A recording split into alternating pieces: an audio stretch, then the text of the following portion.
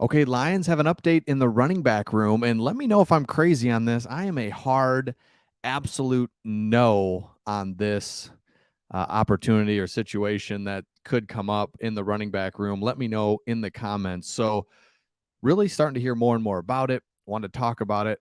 Looks like the Lions could possibly go after Saquon Barkley.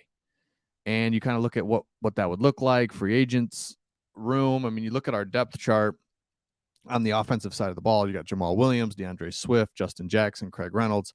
Craig Reynolds, great story, but just no, it's not going to be there anymore. Justin Jackson, I really like, but does he fit? Is he a second? Where does he fit? DeAndre Swift, inconsistent. Jamal Williams, great teammate, great story, 17 touchdowns, but does he compare at all to Saquon Barkley?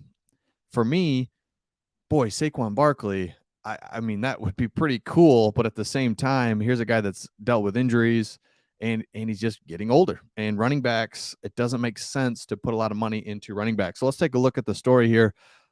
They're looking at going all in. So Pro Football Network has listed 5 potential spots for Saquon Barkley, and the Detroit Lions being one of them. And he said, I don't want to take away anything from Jamal Williams, 17 yards rushing, DeAndre Swift, but neither compare to Barkley in terms of talent and effectiveness. With Jamal slated to hit free agency, Swift again missing significant portion of games, the Lions could swing big at running back this offseason, and Barkley can maximize the spacing that Detroit offensive coordinator Ben Johnson creates with his scheme and also further enhance one of the league's best offensive lines. Now, all that is great, all that is true, and by having an elite running back, oh man, we don't have an elite running back. We don't. I know we like Jamal Williams. We've done a lot of videos Craig and I have on Jamal Williams. Yes, his personality and all the things, it's really great. But he's a just a nice, good running back. He's not elite, game breaking running back by any means. But this is what it would cost us. It costs us about $12 million a year on a 4-year deal. Now it's never good football business to put a lot of money into a running back. It just really never works out. I saw a stat at the Super Bowl, the last like 10 starting Super Bowl winning team running backs were all on just very cheap deals. It just shows that you're not going to ride your running back to the promised land basically. So I just don't, as much as cool as it sounds and as cool as Saquon would be to come in, man, yeah, there's spacing. We have a good offensive line. I think he would be really, really dangerous. I just don't think you can do it.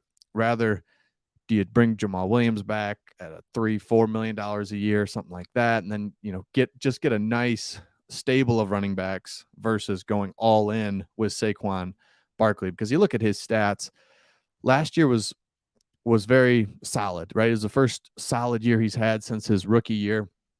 He was here. His rookie year, he was offensive rookie of the year. Then it's just injuries in and out. Giants weren't good.